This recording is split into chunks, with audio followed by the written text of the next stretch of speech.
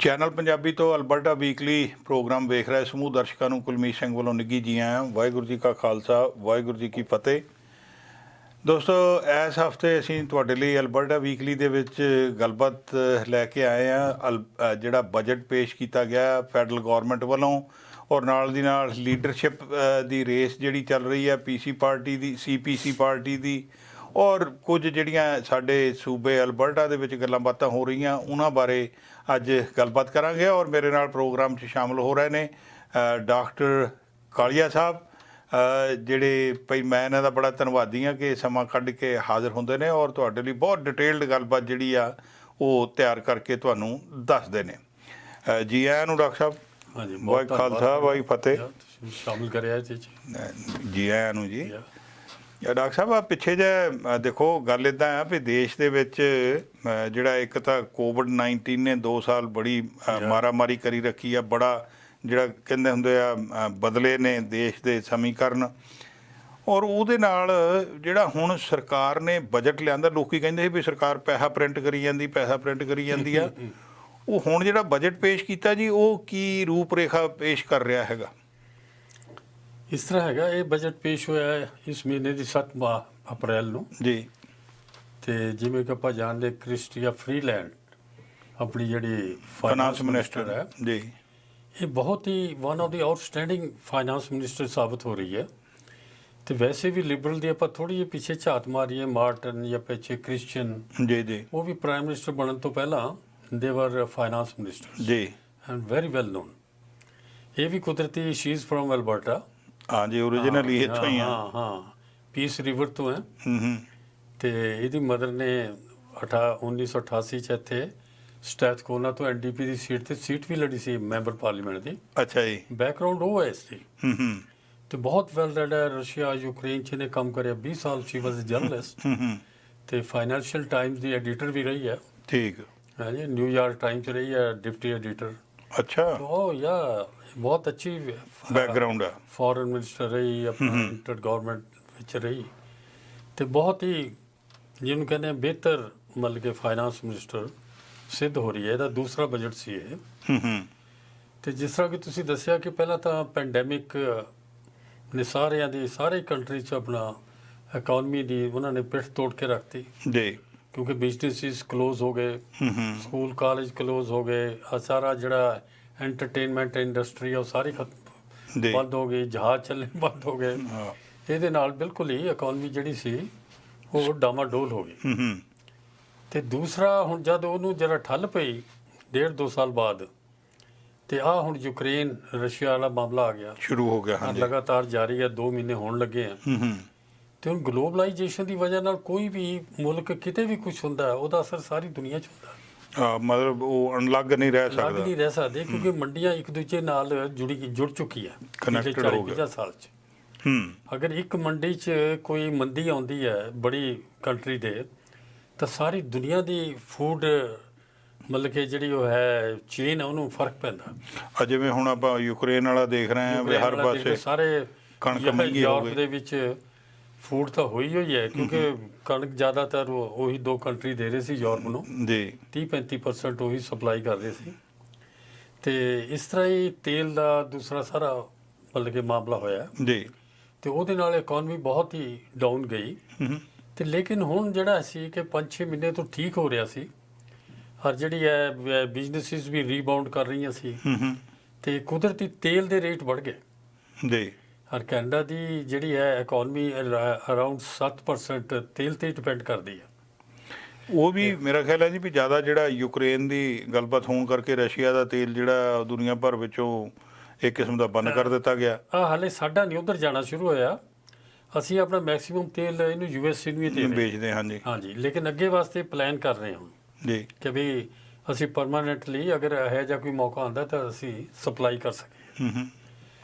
ਤਾਂ ਇੱਕ ਤੇ ਮੈਂ ਤੁਹਾਨੂੰ ਦੱਸਿਆ ਜਿਵੇਂ ਕਿ ਬਿਜ਼ਨਸ ਰੀਬਾਊਂਡ ਕਰ ਗਈ, ਤੇਲ ਹੋ ਗਿਆ, ਤੇ ਪੈਂਡੈਮਿਕ ਥੋੜਾ ਮੱਧਮ ਪੈ ਗਿਆ। ਉਹਦੀ ਵਜ੍ਹਾ ਨਾਲ ਸਰਕਾਰ ਨੂੰ ਹੁਣ ਇਹ ਲੱਗਾ ਕਿ ਲੋਕਾਂ ਨੂੰ ਹੁਣ ਜ਼ਰੂਰਤ ਹੈ ਕਿ ਉਹਨਾਂ ਨੂੰ ਸਹੂਲਤਾਂ ਦਿੱਤੀਆਂ ਜਾਣ, ਉਹਨਾਂ ਦੀ ਜ਼ਿੰਦਗੀ ਸੁਖੱਲੀ ਹੋਵੇ। ਇਹ ਸੁਖੱਲੀ ਕਰਨ ਵਾਸਤੇ ਉਹ 5-6 ਮਹੀਨੇ ਦੀ ਕੋਸ਼ਿਸ਼ ਕਰ ਰਹੇ ਸੀ ਕਿ ਐਨਡੀਪੀ ਦੇ ਨਾਲ ਕੋਈ ਸਮਝੌਤਾ ਕਰ ਲਿਆ ਜਾਏ ਤਾਂ ਕਿ ਦੁਬਾਰਾ ਮਾਈਨੋਰਟੀ ਗਵਰਨਮੈਂਟ ਕਿਤੇ ਟੁੱਟ ਨਾ ਟੁੱਟਣਾ ਜਾਵੇ ਜਾਵੇ ਤੇ ਦੁਬਾਰਾ ਫਿਰ ਇਲੈਕਸ਼ਨ ਕਰਨੇ ਪੈਣ। ਜੀ ਹਲੇ 3 ਸਾਲ ਪਏ ਆ, 3.5 ਸਾਲ। ਇਸ ਕਰਕੇ ਉਹਨਾਂ ਨੇ ਇੱਕ 25 ਸੂਤਰੀ ਸਮਝੌਤਾ ਕਰ ਲਿਆ ਜੀ ਆਪਣਾ ਫਰਵਰੀ ਦੇ ਐਂਡ 'ਚ, ਜਿਹੜਾ ਕਿ ਮਾਰਚ 'ਚ ਜਾ ਕੇ ਉਹਨਾਂ ਨੇ ਰਿਲੀਜ਼ ਕਰਿਆ ਉਹਨੂੰ। ਤੇ ਉਹਦੇ ਅਨੁਸਾਰ ਇਸ ਬਜਟ 'ਚ ਐਕਸਟਰਾ $15 ਬਿਲੀਅਨ ਦਾ ਖਰਚਾ ਹੋਰ ਪੈ ਗਿਆ। ਜੋੜਿਆ ਗਿਆ। ਹੂੰ ਤੇ ਖਰਚਾ ਜਿਹੜਾ ਜੋੜਿਆ ਹੈ ਉਹ ਖਾਸ ਕਰ ਆਪਣਾ ਫਾਰਮ ਕੇਅਰ ਤੇ Dental ਡੈਂਟਲ care, ਕੇਅਰ ਤੇ ਇੱਕ ਵਿਸ਼ੇਸ਼ ਕਰ ਹਾਊਸਿੰਗ ਜੀ ਅਫੋਰਡੇਬਲ ਹਾਊਸਿੰਗ ਜਿਹੜੀ ਹੈ। ਹੂੰ ਫਿਰ ਆਪਣੀ ਇਹ ਜਿਹੜੀ ਹੈ ਆਪਣਾ ਐਮਿਸ਼ਨਸ ਕਮ ਕਰਨ ਵਾਸਤੇ ਜੀ ਕਲਾਈਮੇਟ ਚੇਂਜ ਦਾ ਜਿਹੜਾ ਹੈ ਉਹਦੇ ਵਿੱਚ, ਤੇ ਇਹ ਤੇ ਨਾਲ ਆਰਮੀ, ਕਿਉਂਕਿ ਇਸ ਵਾਰ ਨੂੰ ਦੇਖਦੇ ਹੋਏ ਸਾਰੇ ਕੰਟਰੀਜ਼ ਨੇ ਆਪਣੀ 1 ਜਾਂ 2% ਹੋਰ ਬਜਟ ਡਿਫੈਂਸ ਦਾ ਵਧਾਇਆ ਡਿਫੈਂਸ ਦੇ ਵਿੱਚ, ਜੀ ਤੇ ਇਹ ਵੀ ਕਰਨ ਜਾ ਰਹੇ ਹਨ। ਤੇ ਇਹਨਾਂ ਨਾਲ ਸਮਝੌਤੇ ਦੀ ਵਜ੍ਹਾ ਨਾਲ ਹੁਣ ਇਹ ਹੋ ਗਿਆ, ਇਹਨਾਂ ਨੇ ਤੈਅ ਕਰ ਲਿਆ ਆਪਸ 'ਚ ਵੀ ਅਸੀਂ 3 ਸਾਲ ਜਿਹੜਾ ਬਜਟ ਤੇ ਵੋਟ ਪਏਗੀ ਉਹ ਅਸੀਂ ਖਿਲਾਫ ਨਹੀਂ ਪਾਵਾਂਗੇ ਸਰਕਾਰ ਦੇ, ਤਾਂ ਕਿ ਸਰਕਾਰ ਬਣੀ ਰਹਿ ਜਾਏ ਐਨਡੀਪੀ ਵਾਲਿਆਂ ਨੇ ਐਨਡੀਪੀ ਵਾਲਿਆਂ ਨੇ। ਜੀ ਲੇਕਿਨ ਨਾਲ ਇਹ 25 ਮਤ ਦਿੱਤੇ ਵੀ ਇਹਨਾਂ ਨੂੰ ਤੁਸੀਂ, ਇਹਨਾਂ ਦੇ ਉੱਤੇ ਤੁਸੀਂ ਆਪਣਾ ਬਜਟ ਪ੍ਰੋਵਾਈਡ ਕਰੋਗੇ। ਹੂੰ ਇਹ ਸਾਡੇ ਇਲੈਕਸ਼ਨ ਦੇ ਪਲੇਟਫਾਰਮ ਦਾ ਹਿੱਸਾ ਹੈ। ਹੂੰ ਤਾਂ ਉਹ ਨੇ ਲਿਬਰਲ ਨੇ ਐਕਸੈਪਟ ਕਰ ਲਿਆ। ਅੱਛਾ ਜੀ ਤੇ ਲਿਬਰਲ ਨੂੰ ਤਾਂ ਕੋਈ ਦਿੱਕਤ ਨਹੀਂ, ਲਿਬਰਲ ਦਾ ਠੀਕ ਹੈ, ਉਹਦੀ ਹੁਣ ਗੱਡੀ ਠੀਕ ਚੱਲੇਗੀ। ਹੂੰ ਲੇਕਿਨ ਐਨਡੀਪੀ ਦੇ ਵਿੱਚ ਥੋੜੀ ਜਿਹੀ ਗੜਬੜ ਹੋਈ ਹੈ। ਉਹਦੇ ਕਾਫੀ ਲੋਕ ਜਿਹੜੇ ਹੈ ਇਸ ਦੇ ਹੱਕ 'ਚ ਵੀ ਨਹੀਂ ਹੈ। ਐਨਡੀਪੀ ਦੇ ਉਹਨਾਂ ਦੇ ਆਪਣੇ ਐਮਪੀ ਲੀਡਰ ਕੁਝ ਐਮਪੀਜ਼ ਉਹਨਾਂ ਨੇ ਕਿਹਾ ਵੀ ਇਹ ਤਾਂ ਤੂੰ ਜਿਹੜਾ ਹੈ ਡੈਥ ਸਰਟੀਫਿਕੇਟ ਤੇ ਤੂੰ ਮੋਹਰ ਲਾਤੀ। ਹੂੰ ਇਹਦਾ ਮਤਲਬ ਇਹ ਹੋ ਗਿਆ ਵੀ ਸਾਨੂੰ ਹੁਣ ਕੋਈ ਉਮੀਦ ਨਹੀਂ ਖੁਦ ਆਪਣੀ ਪਾਰਟੀ ਨੂੰ ਸਰਕਾਰ ਬਣਾਉਣ ਦੀ, ਤਾਂ ਅਸੀਂ ਉਹਨਾਂ ਦੇ ਨਾਲ ਲਟਕੇ ਹਾਂ। ਔਰ ਨਾਲ ਉਹ ਐਗਜ਼ਾਮਪਲ ਦਿੰਦੇ 1972 ਦੀ। 1972 'ਚ ਆਪਣਾ ਟਰੂਡੋ ਸੀਨੀਅਰ ਜਿਹੜੇ ਸੀ ਜੀ ਹਾਂਜੀ, ਤੇ ਉਹਨਾਂ ਨੇ ਆਪਣਾ ਐਨਡੀਪੀ ਤੋਂ ਹੈਲਪ ਲਿੱਤੀ ਸੀ ਉਦੋਂ। ਤੇ 2 ਸਾਲ ਬਾਅਦ ਫਿਰ ਜਨਰਲ ਇਲੈਕਸ਼ਨ ਆ ਗਈ, ਉਹ 'ਚ ਲਿਬਰਲ ਤੇ ਬੜੀ ਮੈਜੋਰਟੀ ਨਾਲ ਜਿੱਤ ਗਈ, ਲੇਕਿਨ ਐਨਡੀਪੀ ਦਾ ਨੁਕਸਾਨ ਹੋਇਆ ਉਸ ਵਕਤ। ਉਹ ਜਿੰਨੀ ਉਹਨਾਂ ਦੀ ਸਟਰੈਂਥ ਸੀ ਉਸ ਤੋਂ ਵੀ ਥੱਲੇ ਚਲੇ ਗਏ। ਜੀ ਲੇਕਿਨ ਹੁਣ ਹਾਲਾਤ ਅਲੱਗ ਹੈ। ਐਨਡੀਪੀ ਦੀ 24-25 ਸੀਟਾਂ ਹੈਗੀਆਂ, ਤੇ ਐਨਡੀਪੀ ਹੁਣ ਇਹ ਵੀ ਕਹਿ ਰਹੀ ਹੈ ਕਿ ਦੇਖੋ 25 ਸੀਟਾਂ ਆਈਆਂ ਤੇ ਅਸੀਂ 25 ਮੁੱਦਿਆਂ ਤੇ ਆਪਣਾ ਸਮਝੌਤਾ ਕਰ ਲਿਆ, ਤੁਸੀਂ ਹੋਰ ਸੀਟਾਂ ਦਿਓਗੇ ਤਾਂ ਹੋਰ ਤੁਹਾਨੂੰ ਫਾਇਦਾ ਪਹੁੰਚੂਗਾ।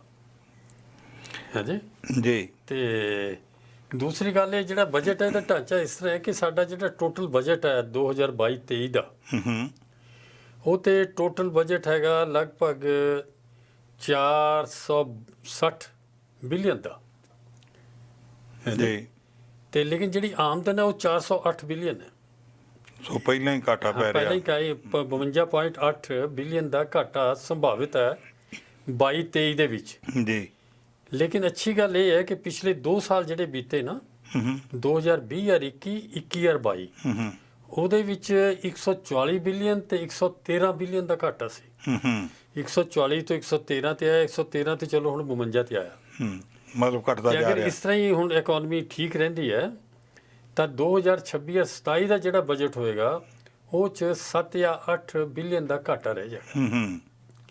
ਲੇਕਿਨ ਇਸ ਵਕਤ ਟੋਟਲ ਜਿਹੜਾ ਹੁਣ ਘਾਟਾ ਹੈ ਉਹ ਹੈਗਾ ਤਕਰੀਬਨ 952 ਬਿਲੀਅਨ ਹੈਗਾ, ਕਿ ਹਰ ਕੈਨੇਡੀਅਨ ਦਾ ਅਗਰ ਦੇਖੀਏ ਤਾਂ ਉਹਨੂੰ $57,500 ਹਰ ਕੈਨੇਡੀਅਨ ਦੇ ਕਰਜ਼ਾ ਸਿਰ ਤੇ ਕਰਜ਼ਾ ਹੈਗਾ ਇਸ ਵਕਤ। ਹਾਂਜੀ ਤੇ ਲੇਕਿਨ ਇਹ ਹੈ ਕਿ ਅਗਰ ਹੁਣ ਪਿੱਛੇ ਜਦ 2 ਸਾਲ ਇਹਨੇ ਬਹੁਤ ਸਹਾਇਤਾ ਕੀਤੀ, ਲਿਬਰਲ ਗਵਰਨਮੈਂਟ ਨੇ ਲੋਕਾਂ ਦੀ ਜੌਬ ਚਲੇ ਗਈ ਸੀ, ਜੀ ਜੀ, ਘਰ ਬੈਠਿਆਂ ਨੂੰ ਕੈਸ਼ ਦਿੱਤੀ ਉਹਨਾਂ ਨੇ। ਤੇ ਇਸ ਤਰ੍ਹਾਂ ਨਹੀਂ ਕੀਤਾ ਜਿਵੇਂ ਕਈ ਕੰਟਰੀਜ਼ ਨੇ ਕਿਹਾ ਤੁਹਾਨੂੰ ਅਸੀਂ ਲੋਨ ਦਿੰਦੇ। ਇੰਡੀਆ ਨੇ ਵੀ ਕੀਤਾ 2 ਲੱਖ ਰੁਪਏ ਕਿ ਜੀ ਅਸੀਂ ਲੋਨ ਦੇ ਦਿੰਦੇ 2 ਲੱਖ ਕਰੋੜ ਦੇ। ਲੇਕਿਨ ਲੋਕ ਤਾਂ ਜਦ ਉਹਨਾਂ ਕੋਲ ਨੌਕਰੀ ਨਹੀਂ ਹੈ ਤਾਂ ਉਹ ਲੋਨ ਕੀ ਕਰਨਗੇ ਲੈ ਕੇ, ਹੈ ਨਾ। ਜੀ ਜੀ, ਲੇਕਿਨ ਇੱਥੇ ਉਹਨਾਂ ਨੇ ਆਪਣਾ ਕੈਸ਼ ਦਿੱਤੀ ਉਹਨਾਂ ਨੂੰ ਤੇ ਉਹਨਾਂ ਨੂੰ ਬਚਾਇਆ। ਜੀ ਮੈਂ ਡਾਕਟਰ ਸਾਹਿਬ ਇੱਕ ਮੈਨੂੰ ਗੱਲ ਦੱਸੋ, ਤੁਸੀਂ ਦੱਸਿਆ ਵੀ ਜਿਹੜੇ ਐਨਡੀਪੀ ਵਾਲੇ ਉਹਨਾਂ ਦੇ ਆਪਣੇ ਐਮਪੀ ਹੈਗੇ ਆ ਉਹ ਨਾਰਾਜ਼ ਹੋ ਰਹੇ, ਪਹਿਲਾਂ ਜੀ ਤੁਸੀਂ ਡੈਥ ਵਾਰੰਟ ਤੇ ਤੁਸੀਂ ਦਸਤਖਤ ਕਰਕੇ ਦੇ ਦਿੱਤੇ ਆ, ਡੈਥ ਸਰਟੀਫਿਕੇਟ ਤੇ ਤੁਸੀਂ ਦਸਤਖਤ ਕਰ। ਮਤਲਬ ਆਮ ਤਾਂ ਲੋਕਾਂ 'ਚ ਗੱਲ ਇਹ, ਜਿਹੜੇ ਦੂਸਰੀ ਧਿਰ ਹੈਗੀ ਆ ਪੀਸੀ ਪਾਰਟੀ ਵਾਲੇ, ਉਹ ਤਾਂ ਕਹਿੰਦੇ ਆ ਭਈ ਦੇਖੋ ਜੀ ਜਿਹੜੀ ਲਿਬਰਲ ਆ ਉਹ ਸੋਸ਼ਲਿਸਟ ਹੋ ਗਿਆ, ਉਹਨਾਂ ਨੇ ਉਹਨਾਂ ਦੀ ਗੱਲਬਾਤ ਮੰਨ ਲਈ ਹੈ ਐਨਡੀਪੀ ਦੀ। ਉਹਨਾਂ ਨੂੰ ਉਹ ਪੋਲੀਟੀਕਲੀ ਸੂਟ ਕਰਦਾ, ਕਿਉਂਕਿ ਹਾਲਾਂਕਿ ਉਹ ਨਹੀਂ ਹੈਗੇ ਹੁਣ ਐਨਡੀਪੀ ਵਾਲੇ ਵੀ, ਦੇ ਆਰ ਐਂਟੀ ਮਾਰਕਸਿਸਟ।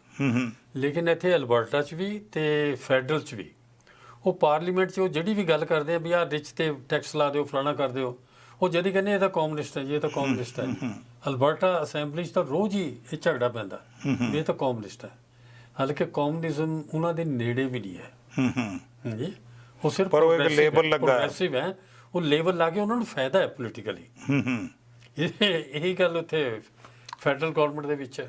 ਨਹੀਂ, ਫੈਡਰਲ ਗਵਰਨਮੈਂਟ ਦੇਖੋ ਪੀਸੀ ਵਾਲਿਆਂ ਨੇ ਤਾਂ ਉਹ ਲੇਬਲ ਲਾਉਣਾ ਹੀ ਆ, ਤੇ ਪਰ ਜਿਹੜੇ ਐਨਡੀਪੀ ਦੇ ਉਹਨਾਂ ਦੇ ਆਪਣੇ ਬੰਦੇ, ਉਹਨਾਂ ਨੂੰ ਇਹ ਗੱਲ ਸਮਝਣੀ ਵੀ ਤੁਹਾਡਾ ਤਾਂ ਸਾਰਾ ਜਿਹੜਾ ਕੀ ਕਹਿੰਦੇ ਹੁੰਦੇ ਆ, ਉਹ ਕਹਿੰਦੇ ਜਿਹੜੇ ਤੁਹਾਡੇ ਨੁਕਤੇ ਆ ਉਹ ਤਾਂ ਸਰਕਾਰ ਕਰ ਰਹੀ ਹੈ। ਉਹਨਾਂ ਨੂੰ ਇਹ ਵੀ ਨੁਕਤੇ ਤਾਂ ਹੈਗੇ, ਲੇਕਿਨ ਲਿਬਰਲ ਨੇ ਤਾਂ ਇਲੈਕਸ਼ਨ ਦੇ ਵਕਤ ਇਹ ਕਹਿੰਦੇ ਸੀ ਆਹ ਕਰਤਾ ਜੀ। ਗੱਲ ਏਦਾਂ, ਐਨਡੀਪੀ ਨੇ ਅੱਗੇ ਕਿਹੜੀ ਸਰਕਾਰ ਬਣਾਈ ਹੈ?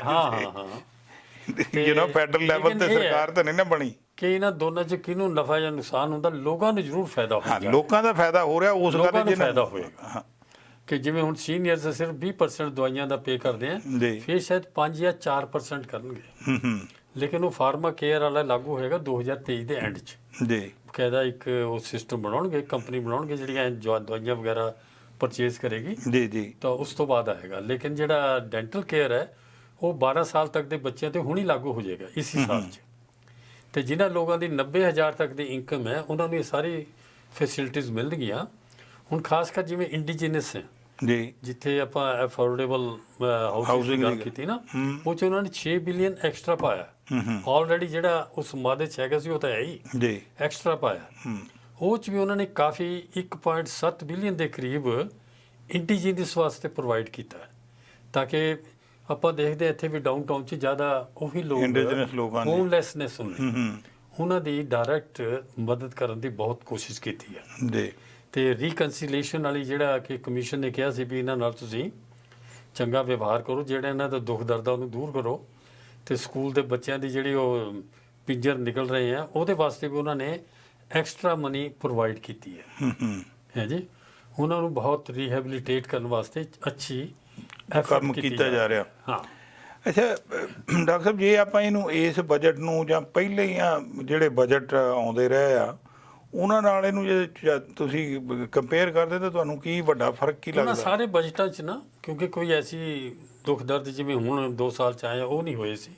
ਹਾਂ, ਇਹ ਗੱਲ ਤਾਂ ਬਜਟ 'ਚ ਆਈ ਵਾਰ ਕੁਛ ਨਾ ਕੁਛ ਟੈਕਸ ਵੱਧਦਾ ਸੀ, ਜਿਵੇਂ ਕਿ ਸਿਟੀ ਸਾਡਾ ਜਿਹੜਾ ਹੈ ਘਰ ਦਾ ਟੈਕਸ ਹਰ ਵਾਰੀ ਉਹਨੇ ਥੋੜਾ ਬਹੁਤ ਵਧਾਈ ਦੇਣਾ। 1.5%। ਹੁਣ ਅਗਰ ਸ਼ੁਰੂ 'ਚ ਕਹਿਣਾ ਕਿ ਨਹੀਂ ਵਧਾ ਰਹੇ, ਫਿਰ ਕਹਿਣਾ ਵੀ ਇਹ ਸਨੋ ਬਹੁਤ ਪੈ ਗਈ ਇਹਦੀ ਵਜ੍ਹਾ ਨਾਲ ਜਾਂ ਫਲਾਣੇ ਦੀ ਵਜ੍ਹਾ ਨਾਲ, ਹੁਣ ਟੈਕਸ ਉਹਨਾਂ ਨੇ ਵਧਾਈ ਦੇਣਾ। ਹਾਂ ਜੀ, ਹਾਂਜੀ। ਤੇ ਨਾਲ ਹੀ ਨਾਲ ਜਿਹੜੀ ਕੰਪਨੀ ਹੈ ਜਿਵੇਂ ਐਪ ਔਰ ਦੂਸਰੇ ਜਿਨ੍ਹਾਂ ਦੇ ਸਾਡੇ ਬਿੱਲ ਨੇ ਜੀ, ਉਹ ਸਾਡੇ ਬਿੱਲ ਦੁੱਗਣੇ ਹੋ ਗਏ ਬਿਲਕੁਲ ਪਿਛਲੇ 6-8 ਮਹੀਨਿਆਂ 'ਚ, ਕਿਉਂਕਿ ਲਿਬਰਲ ਇਕਨੋਮੀ ਹੈ। ਲਿਬਰਲ ਇਕਨੋਮੀ 'ਚ ਸਟੇਟ ਦਾ ਦਖਲ ਮਾਰਕੀਟ 'ਚ ਬਹੁਤ ਘੱਟ ਹੁੰਦਾ ਹੈ ਜੀ, ਤੇ ਕੋਈ ਉਹਨਾਂ ਨੇ ਆਪ ਹੀ ਆਪਣੇ ਕਾਨੂੰਨ ਬਣਾਉਣੇ ਆ। ਪਹਿਲੇ ਸਮਿਆਂ ਦੇ ਵਿੱਚ ਜੀ ਇਹ ਜਿਹੜਾ ਸੀਗਾ, ਮੇਰਾ ਖਿਆਲ ਹੈ ਵੀ ਜਿਹੜੀਆਂ ਯੂਟਿਲਿਟੀ ਕੰਪਨੀਆਂ ਸੀ ਕੁਛ ਨਾ ਕੁਛ ਇਹਨਾਂ ਤੇ ਸੀਗੀ ਰੋਕਥਾਮ, ਇਹਨਾਂ ਦੇ ਉੱਤੇ ਰੋਕ ਸੀ ਵੀ ਤੁਸੀਂ ਇੰਨੇ % ਤੋਂ ਅੱਗੇ ਨਹੀਂ ਕਰ ਸਕਦੇ, ਵਧਾ ਸਕਦੇ। ਐਨਡੀਪੀ ਜਦੋਂ ਅਲਬਰਟਾ 'ਚ 2015 'ਚ ਆਈ, ਉਹਨੇ ਆਂਦੀ ਕੈਪ ਕਰਤਾ ਉਹਨੂੰ ਕਿ ਵੀ ਆਹ ਹੁਣ ਜਿਹੜੇ ਰੇਟ ਆ ਤੁਸੀਂ 4 ਸਾਲ ਨਹੀਂ ਵਧਾ ਸਕਦੇ।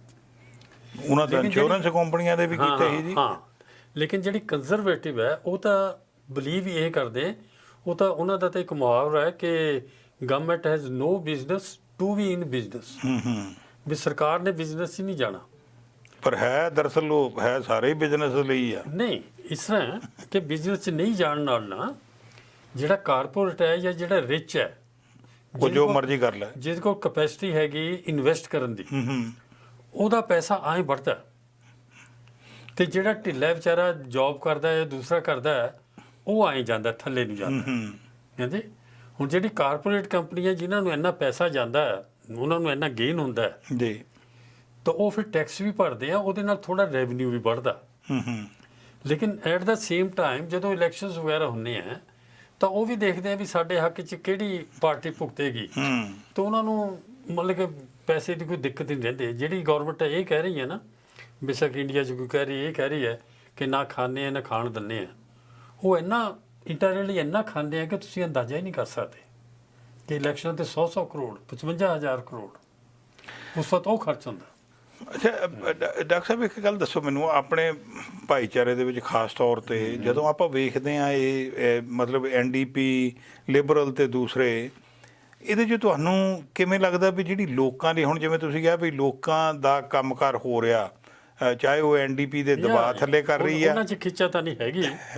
ਅੱਛਾ, ਜਿਹੜੇ ਆਮ ਲੋਕ ਆ ਜੀ ਫਿਰ ਉਹ ਜਿਹੜੇ ਮਤਲਬ ਜਿਹੜੀਆਂ ਪਾਰਟੀਆਂ ਲੋਕਾਂ ਲਈ ਕੰਮ ਕਰਦੀਆਂ ਉਹਨਾਂ ਤੋਂ ਹਟ ਕੇ ਫਿਰ ਕਿਉਂ ਦੂਜੇ ਪਾਸੇ ਕਈ ਵਾਰੀ ਬਹੁਤ ਛੇਤੀ ਲੋਕੀ ਭੱਜ ਲੈਂਦੇ ਵੀ ਨਹੀਂ ਯਾਰ ਉੱਧਰ ਦੂਜੇ ਪਾਸੇ ਚੱਲੀਏ? ਨਹੀਂ, ਇਸ ਵਕਤ ਵੀ ਜਿਹੜਾ ਹੁਣ ਸਰਵੇ ਹੋਇਆ ਨਾ ਲੈਜਰ ਵਾਲਿਆਂ ਦਾ, ਉਹਨਾਂ ਨੇ 60% ਨੇ ਕਿਹਾ ਇਹ ਸਮਝੌਤਾ ਸਹੀ ਹੋਇਆ, 40% ਨੇ ਹਾਲੇ ਵੀ ਨਹੀਂ ਕਿਹਾ।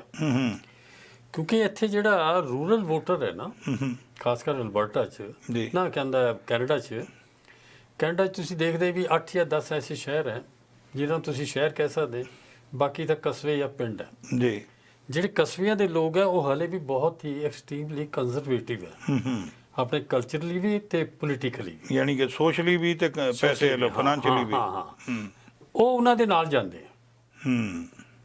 ਲੇਕਿਨ ਕਿਉਂਕਿ ਉਹਨਾਂ ਦੇ ਬੱਚੇ ਵੀ ਹੁਣ ਪੜ੍ਹਨ ਲਿਖਣ ਲੱਗ ਗਏ, ਪਿਛਲੇ 30-40 ਸਾਲ ਤੋਂ ਫਰਕ ਪੈਂਦਾ ਆ ਰਿਹਾ ਹੈ। ਉਹਨਾਂ 'ਚ ਵੀ ਅਵੇਅਰਨੈਸ ਆ ਗਈ, ਇੰਡੀਜੀਨਸ ਦੇ ਵੀ ਬੱਚੇ ਪੜ੍ਹਨ ਲੱਗ ਗਏ, ਉਹਨਾਂ ਨੂੰ ਪਤਾ ਲੱਗਣ ਲੱਗ ਗਿਆ ਵੀ ਕਿਹਦੀ ਪਾਲਿਸੀਜ਼ ਆਮ ਆਦਮੀ ਦੇ ਨਾਲ ਹੈ, ਕਿਹਦੇ ਨਹੀਂ ਹੈ।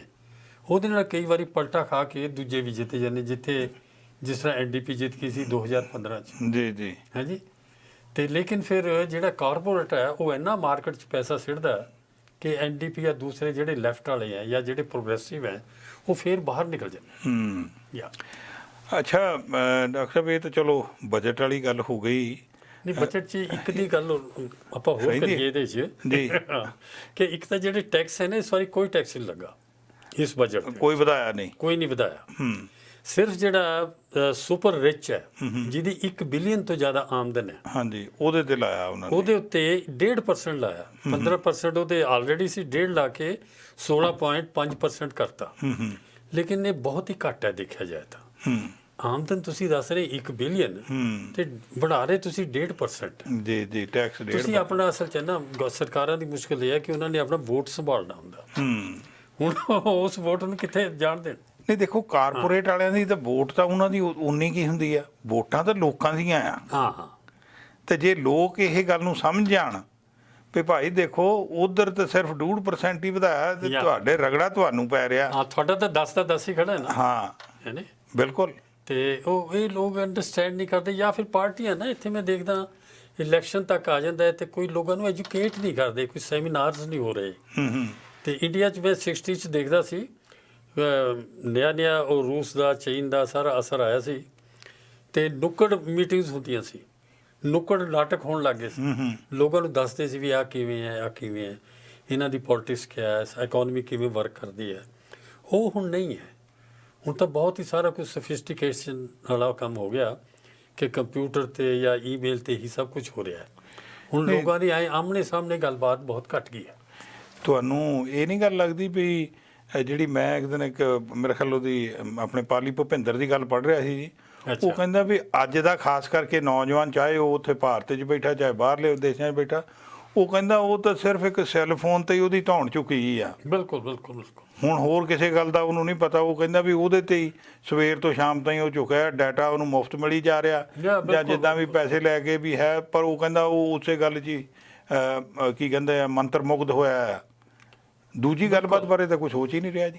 ਨਹੀਂ, ਸਾਰਾ ਜਿਹੜਾ ਇਸ ਦੌਰਾਨ ਜਿਹੜਾ ਪੈਂਡੈਮਿਕ ਆਇਆ ਹੈ ਜੀ, ਇਹਦੇ ਦੌਰਾਨ ਜਿੰਨੀ ਵੀ ਇਹਨਾਂ ਦੀ ਇਨਕਮ ਬੜੀ ਹੈ ਕਾਰਪੋਰੇਟ ਦੀ ਜਾਂ ਸੁਪਰ ਰਿਚ ਦੀ ਹੈ ਜੀ, ਉਹ ਇੱਕ ਦਿਨ 'ਚ 1.63 ਬਿਲੀਅਨ ਬੜੀ ਹੈ। ਕੱਲੇ ਕੈਨੇਡਾ 'ਚ 59 ਬਿਲੀਅਨ ਸੀ, ਉਹ 74 ਹੋ ਗਏ। ਆਮ ਆਦਮੀ ਦੀ ਪਿੱਠ ਟੁੱਟ ਗਈ ਤੇ ਉਹ 59 ਤੋਂ 74 ਹੋ ਗਏ। ਹਰ ਰੋਜ਼ 1.63 ਬਿਲੀਅਨ ਆਮਦਨ बढ़ ਗਈ ਹੈ ਜੀ। ਤੇ ਇਹ ਸਾਰਾ ਨਜ਼ਾਰਾ ਜਿਹੜਾ ਹੈ ਨਾ ਜੀ, ਇਹ ਲਿਬਰਲ ਇਕਨੋਮੀ ਦਾ, ਜਿਹਨੂੰ ਆਪਾਂ ਉਦਾਰਵਾਦੀ ਆਪਣਾ ਪੋਲੀਟੀਕਲ ਇਕਨੋਮੀ ਕਹਿੰਦੇ ਆ ਨਾ ਹੈ ਜੀ, ਜਿਸ 'ਚ ਸਰਕਾਰ ਵਿੱਚੋਂ ਨਿਕਲ ਜਾਂਦੀ ਹੈ, ਮਾਰਕੀਟ ਤੇ ਇਹ ਸਾਰੇ ਕੁਝ, ਜਿਹਦੇ ਹੱਥ 'ਚ ਪੈਸੇ ਉਹ ਇਨਵੈਸਟ ਕਰਦਾ ਉਹੀ ਕਮਾਉਂਦਾ। ਖੈਰ, ਅੱਛਾ ਡਾਕਟਰ ਸਾਹਿਬ, ਹੁਣ ਉਹ ਗੱਲ ਦੱਸੋ ਜਿਹੜੇ ਪੀਸੀ ਪਾਰਟੀ ਦੀ ਹੋ ਰਹੀ ਆ ਲੀਡਰਸ਼ਿਪ ਰੇਸ ਜੀ, ਕੈਨੇਡਾ ਦੇ ਵਿੱਚ ਨਵਾਂ ਲੀਡਰ ਚੁਣਿਆ ਜਾਣਾ।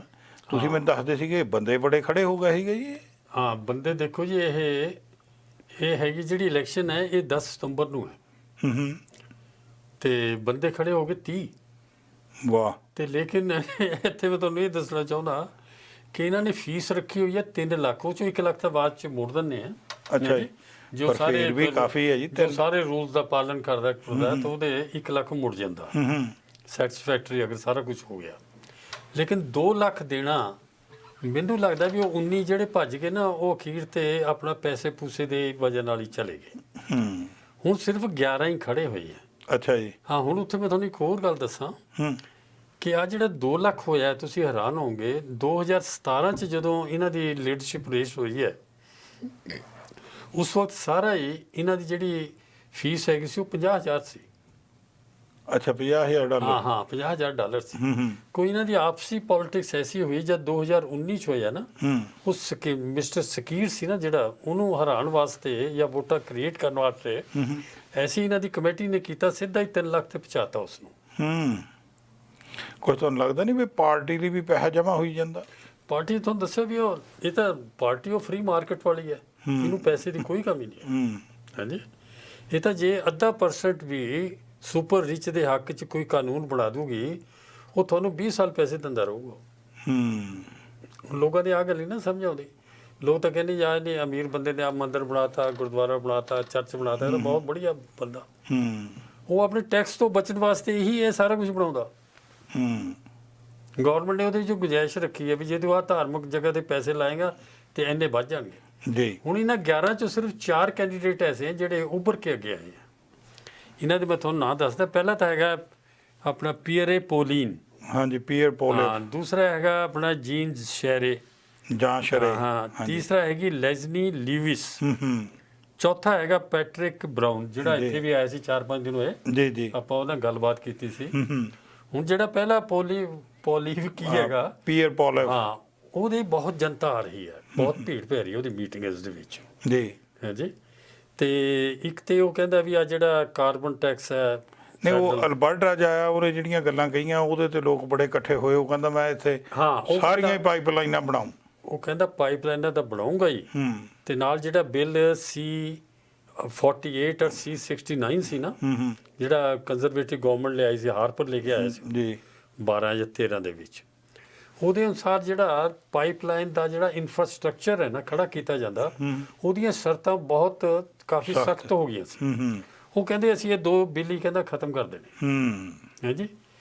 ਤੇ ਉਹਦੇ ਨਾਲ ਕਹਿੰਦਾ ਪਾਈਪਲਾਈਨਸ ਬਣ ਗਈਆਂ ਤੇ ਤੇਲ ਆਊਗਾ, ਸਭ ਕੁਝ ਹੋਊਗਾ। ਤੇ ਨਾਲ ਹੀ ਉਹ ਕਹਿੰਦਾ ਵੀ ਜਿਹੜੀ ਉਹ ਗਨ ਰਜਿਸਟਰੀ ਉਹਨੂੰ ਮੈਂ ਦੁਬਾਰਾ ਮਤਲਬ ਕਿ ਲੈ ਕੇ ਆਊਂਗਾ। ਹੁਣ ਜਿਹੜਾ ਦੂਸਰਾ ਹੈਗਾ ਇਹ ਆਪਣਾ ਜੀਨ ਸ਼ਹਿਰੇ, ਕੀ ਨਾਂ ਹੈ? ਜਾਂ ਸ਼ਰੇ। ਜਾਂ ਸ਼ਹਿਰੇ। ਜਾਂ ਉਹਨੇ ਇਹ ਲੈ ਲਿਆ ਕਿ ਜਿਹੜਾ ਪਹਿਲਾ ਸੀ ਪੋਲੀਵ, ਜਦ ਪਿੱਛੇ ਜਦ ਹੋਇਆ ਨਾ ਵੀ ਇੰਜੈਕਸ਼ਨ ਨਹੀਂ ਲਵਾਉਣੇ ਅਸੀਂ, ਤੇ ਟਰੱਕ ਵਾਲਿਆਂ ਨੇ ਬੜੇ ਉਹ ਕੀਤਾ ਅੰਦੋਲਨ, ਇਹ ਉਹਨਾਂ ਦੇ ਨਾਲ ਖੜਾ ਹੋ ਗਿਆ ਜਾ ਕੇ ਪੋਲੀਵ। ਅੱਛਾ, ਜਾਂ ਸ਼ਰੇ ਨਾ ਜਾਂ ਸ਼ਰੇ ਨੇ ਤਾਂ ਪੋਲੀਵ ਖੜਾ ਹੋ ਗਿਆ। ਪੀਅਰ ਪੋਲੇ। ਜਾਂ ਸ਼ਰੇ ਨੇ ਉਹਨੂੰ ਕ੍ਰਿਟਿਸਾਈਜ਼ ਕੀਤਾ। ਕਹਿੰਦਾ ਇਹ ਤਾਂ ਕਾਨੂੰਨ 'ਚ ਬਲੀਵ ਹੀ ਨਹੀਂ ਕਰਦਾ, ਕਨਸਟੀਟਿਊਸ਼ਨ ਦੇ, ਤਾਂ ਇਹਨੂੰ ਤਾਂ ਤੁਸੀਂ ਸੋਚੋ ਹੀ ਨਾ ਇਹਨੂੰ ਕਰਨ ਵਾਸਤੇ। ਮੈਂ 10 ਸਾਲ 3 ਵਾਰੀ ਰਿਹਾ ਪ੍ਰੀਮੀਅਰ ਕਿਊਬਿਕ ਦਾ, ਤੇ ਕੈਨੇਡਾ ਦਾ ਡਿਪਟੀ ਪ੍ਰਾਈਮ ਮਿਨਿਸਟਰ ਰਿਹਾ। ਮੇਰੇ ਕੋਲ ਅਨੁਭਵ ਬਹੁਤ ਹੈ, ਤੁਸੀਂ ਮੇਰੇ ਨਾਲ ਜਾਓ। ਹੁਣ ਤੱਕ ਜਿਹੜਾ ਪੋਲੀਵ ਕੀ ਹੈਗਾ, ਕੀ ਨਾਂ ਇਹਦਾ? ਪੀਅਰ ਪੋਲੀਵ, ਬੜੇ ਮੁਸ਼ਕਿਲ ਜਿਹੇ ਨਾਂ ਹੈ ਇਹ, ਫ੍ਰੈਂਚ ਨਾਂ ਹੈ ਨਾ। ਫ੍ਰੈਂਚ ਨਾਂ ਹੈ। ਹਾਂਜੀ, ਉਹਦੇ ਨਾਲ 50 MP ਚਲੇ ਗਏ 119 ਚੋਂ, ਤੇ ਨਾਲ 50-60 ਸੰਸਥਾਵਾਂ ਚਲੇ ਗਈਆਂ। 101 ਟੋਟਲ ਮਿਲਾ ਕੇ ਉਹਦੇ ਨਾਲ ਨੇ ਸੰਸਥਾਵਾਂ ਤੇ MP। ਠੀਕ ਹੈ। ਤੇ ਇਹਦੇ ਨਾਲ ਹਲੇ 40 ਹੈ ਸ਼ਹਿਰੇ ਦੇ ਨਾਲ। ਤੇ ਜਿਹੜੀ ਹੈਗੀ ਇਹ ਲੂਇਸ ਜੀ, ਇਹਦੇ ਨਾਲ ਵੀ 10 ਹੈ, ਤੇ ਪੈਟਰਿਕ ਬਰਾਊਨ ਨਾਲ ਵੀ 10 ਮੈਂਬਰ ਪਾਰਲੀਮੈਂਟ ਹੈ। ਇਹਨਾਂ ਦੋਨਾਂ ਦੇ ਪ੍ਰੋਗਰਾਮ ਦੋਨਾਂ ਦੇ ਮਿਲਦੇ ਆ। ਇਹ ਤਾਂ ਕਹਿੰਦੇ ਵੀ ਇੱਕ ਜਿਹੜਾ 21 ਬਿੱਲ ਹੈਗਾ ਕਿਊਬਿਕ ਵਾਲਾ, ਜਿਹਨਾਂ ਧਾਰਮਿਕ ਆਜ਼ਾਦੀ ਘਟਦੀ ਹੈ, ਵੀ ਅਸੀਂ ਉਹਨੂੰ ਖਤਮ ਕਰ ਸਕਦੇ ਉੱਥੇ। ਹਾਂਜੀ ਹਾਂ। ਤੇ ਨਾਲ ਇਹ ਤਾਂ ਸਾਰੇ ਹੀ ਕਹਿ ਰਹੇ ਆ ਕੰਜ਼ਰਵੇਟਿਵ ਕਿ ਅਸੀਂ ਆ ਜਿਹੜਾ ਕੀ ਹੈਗਾ ਇਹ ਐਮਿਸ਼ਨ ਵਾਲਾ, ਅੱਛਾ, ਗ੍ਰੀਨ ਹਾਊਸ ਗੈਸ ਵਾਲਾ ਕਾਰਬਨ ਟੈਕਸ, ਹਾਂ, ਉਹ ਅਸੀਂ ਖਤਮ ਕਰ ਦਾਂਗੇ। ਨਾਲ ਇਹਨੇ ਜਿਹੜਾ ਪੈਟਰਿਕ ਬਰਾਊਨ ਹੈ, ਇਹਨੇ ਇਹ ਵੀ ਕਿਹਾ, ਤੁਹਾਨੂੰ ਯਾਦ ਹੋਣਾ ਵੀ ਕੁਝ ਸਾਲ ਹੋਏ ਇੱਥੇ ਇਹਨਾਂ ਨੇ ਅਲਬਰਟਾ 'ਚ ਇਲੈਕਸ਼ਨ ਕੀਤੀ ਸੀ, ਸੈਨੇਟਰ ਵੀ ਇਲੈਕਟਡ ਲਗਾਏ ਜਾਣ। ਉਹ ਕਹਿੰਦਾ ਮੈਂ ਆਂਦਾ ਹੀ ਜਿਹੜੇ ਉਹ 4 ਜਿੱਤੇ ਬੈਠੇ ਉਹਨਾਂ ਨੂੰ ਆਂਦਾ ਹੀ ਲਗਾ ਦੂੰ। ਇਹ ਆਪਾਂ ਵੀ ਉੱਥੇ ਮੌਜੂਦ ਸੀ ਜਾਂ ਉਹਨੇ ਕਿਹਾ ਸੀ। ਹੈ ਜੀ। ਤੇ ਕਿਉਂਕਿ ਜਿਹੜਾ ਬਰਾਊਨ ਹੈ ਇਹ ਹੈਗਾ ਮੇਅਰ ਇਸ ਵਕਤ ਬਰੈਂਪਟਨ ਦਾ। ਉੱਥੇ ਪੰਜਾਬੀ ਮੈਜੋਰਟੀ ਬਹੁਤ ਜ਼ਿਆਦਾ ਜੀ, ਤੇ ਇੱਥੇ ਵੀ ਉਹਨੇ ਪਾਕਿਸਤਾਨ ਤੇ ਇੰਡੀਅਨ ਜਿਹੜੇ ਪੰਜਾਬੀ ਉਹਨਾਂ ਨੂੰ ਵੀ ਐਡਰੈਸ ਕਰ ਰਿਹਾ ਸੀ 3-4 ਦਿਨ ਹੋਏ। ਆਪਾਂ ਵੀ ਉੱਥੇ ਸੀ, ਜੀ ਜੀ, ਗੱਲਬਾਤ ਕੀਤੀ ਸੀ ਉਹਦੇ ਨਾਲ। ਤੇ ਲੇਕਿਨ ਮੈਂ ਇਹ ਦੇਖਦਾ ਕਿ ਜਦੋਂ ਇਲੈਕਸ਼ਨ ਹੁੰਦਾ ਹੈ ਨਾ, ਉਦੋਂ ਜਿਹੜੇ ਇਮੀਗ੍ਰੈਂਟ ਆ ਜਾਂ ਮਾਈਨੋਰਟੀ ਕਮਿਊਨਿਟੀਜ਼ ਹੈ ਉਹ ਜ਼ਿਆਦਾ ਕੰਜ਼ਰਵੇਟਿਵ ਪਾਰਟੀ ਨੂੰ ਪ੍ਰੈਫਰ ਨਹੀਂ ਕਰਦੇ। ਲੇਕਿਨ ਉਹਨਾਂ ਦੀ ਨੇਚਰ 'ਚ ਹੈ ਵੀ ਜਿਹੜਾ ਵੀ ਖੜਾ ਹੋ ਗਿਆ ਉਹ 3-3 4-4 ਪਾਰਟੀਆਂ 'ਚ ਜਾ ਕੇ ਵੋਟ ਪਾਇਆ ਉਹਨੇ, ਮੈਂ ਇਹਦੀ ਨੋਮੀਨੇਸ਼ਨ ਦੀ ਜਾਂ ਇਹ ਜਿਹੇ ਲੀਡਰ ਚੁਣਨ ਦੀ। ਜੀ ਜੀ, ਕਿਉਂਕਿ ਉਹ ਕੋਈ ਆਈਡੀਓਲੋਜੀਕਲੀ ਕਿਸੇ ਅਲਾਈਨ ਨਹੀਂ ਹੁੰਦੇ। ਅਲਾਈਨ ਨਹੀਂ ਹੁੰਦੇ। ਇਹ ਖੈਰ ਜੀ ਦੇਖਦੇ ਆ ਹੁਣ। ਗੱਲ ਇਹ ਆ ਵੀ ਅਲਬਰਟਾ ਵਿੱਚ ਆਏ ਆ ਤੇ ਉਹਨਾਂ ਨੂੰ ਕਾਰਬਨ ਟੈਕਸ ਦੀ ਗੱਲ ਕਹਿਣਗੇ, ਲੋਕੀ ਖੁਸ਼ ਹੋਣਗੇ। ਪਾਈਪਲਾਈਨਾਂ ਬਣਾਉਣ ਦੀ ਗੱਲ ਹੋਊਗੀ, ਲੋਕੀ ਖੁਸ਼ ਹੋਣਗੇ। ਜਿਹੜੀ ਉਹ ਪੈਟਰਿਕ ਬਰਾਊਨ ਕਹਿ ਗਿਆ ਵੀ ਚੰਗਾ ਮੈਂ ਉਹ ਜਿਹੜੇ ਤੁਸੀਂ ਚੁਣੇ ਹੈਗੇ ਸੈਨੇਟਰ ਉਹਨਾਂ ਨੂੰ ਮੈਂ ਉੱਥੇ ਲਾ ਦੂੰਗਾ, ਉਹ ਵੀ ਸੁਣ ਕੇ ਲੋਕ ਖੁਸ਼ ਹੁੰਦੇ ਆ। ਪਰ ਇੱਦਾਂ ਆ ਜੀ ਵੀ ਜਿਹੜੇ ਜਦੋਂ ਤੁਹਾਨੂੰ ਪਤਾ ਵੀ ਵੋਟਾਂ ਜਦੋਂ ਪੈਂਦੀਆਂ ਤਾਂ ਫਿਰ ਇਹ ਜਿਹੜਾ ਇਹਨਾਂ ਦਾ ਹੁੰਦਾ ਨਾ ਸੱਜੇ ਪਾਸੇ ਵਾਲਾ ਫਰੈਂਜ, ਉੱਥੋਂ ਫਿਰ ਇਹ ਭੱਜਣਾ ਚਾਹੁੰਦੇ ਕਈ ਵਾਰੀ, ਫਿਰ ਅੰਦਰ ਨੂੰ ਮੁੜਦੇ ਆ ਤਾਂ ਕਿ ਜਿਹੜੀਆਂ ਮਿਨੋਰਟੀਜ਼ ਆ ਵੀ ਉਹਨਾਂ ਨੂੰ ਵੀ ਅਪੀਲ ਕੀਤਾ ਜਾ ਸਕੇ। ਉਹ ਨੀਲ ਦੇ ਨਾਲ ਹੋਇਆ ਨਾ ਜੀ, ਉਹ ਨੀਲ 2019 ਚ ਜਿੱਤਿਆ ਉਹ ਜੀ। ਹੀ ਵਾਸ ਟੂ ਮਚ ਬਲੂ, ਬਹੁਤ ਹੀ ਪੱਕਾ ਐਕਸਟ੍ਰੀਮ ਲਾਈਟਰ ਸੀ। ਲੇਕਿਨ ਆਉਂਦੇ ਸਾਰ 6 ਮਹੀਨੇ ਚ ਉਹ ਬਿਲਕੁਲ ਹੀ ਸੈਂਟਰ ਚ ਆ ਕੇ ਖੜ ਗਿਆ। ਹਰ ਇਲੈਕਸ਼ਨ ਨੂੰ ਲੂਜ਼ ਕਰ ਲਈ ਜੀ। ਇਹੀ ਵਜ੍ਹਾ ਹੋਈ ਵੀ ਉਹਨਾਂ ਨੂੰ ਬਾਅਦ ਦੇ ਵਿੱਚ ਲੀਡਰਸ਼ਿਪ ਤੋਂ ਵੀ ਹੱਥ ਧੋਣੇ ਪਏ। ਖੈਰ ਡਾਕਟਰ ਸਾਹਿਬ ਬੜੀ ਮਿਹਰਬਾਨੀ, ਬਹੁਤ ਵਧੀਆ ਰਹੀ ਜੀ ਜਾਣਕਾਰੀ ਤੁਸੀਂ ਦਿੱਤੀ ਆ ਜੀ, ਖਾਸ ਕਰਕੇ ਜਿਹੜੀ ਬਜਟ ਦੀ ਗੱਲ ਆ। ਆਸ ਕਰਦੇ ਹਾਂ ਵੀ ਲੋਕ ਇਹਦੇ 'ਤੇ ਜ਼ਰੂਰ ਗੌਰ ਕਰਨਗੇ। ਸੋ ਅਗਲੇ ਹਫ਼ਤੇ ਦੋਸਤੋ ਨਵਾਂ ਟੌਪਿਕ ਲੈ ਕੇ ਫਿਰ ਹਾਜ਼ਰ ਹੋਵਾਂਗੇ। ਤਦ ਤੱਕ ਲਈ ਰੱਬ ਰਾਖਾ। ਵਾਹਿਗੁਰੂ ਜੀ ਕਾ ਖਾਲਸਾ, ਵਾਹਿਗੁਰੂ ਜੀ ਕੀ ਫਤਿਹ। ਸਾਡਾ ਹਰ ਇੱਕ ਪ੍ਰੋਗਰਾਮ ਦੇਖਣ ਤੇ ਸਾਡੇ ਨਾਲ ਜੁੜਨ ਲਈ ਸਬਸਕ੍ਰਾਈਬ ਕਰੋ ਚੈਨਲ ਪੰਜਾਬੀ ਤੇ ਨੋਟੀਫਿਕੇਸ਼ਨ ਲਈ ਬੈਲ ਆਈਕਨ ਵਾਲੇ ਬਟਨ ਤੇ ਕਲਿੱਕ ਕਰੋ।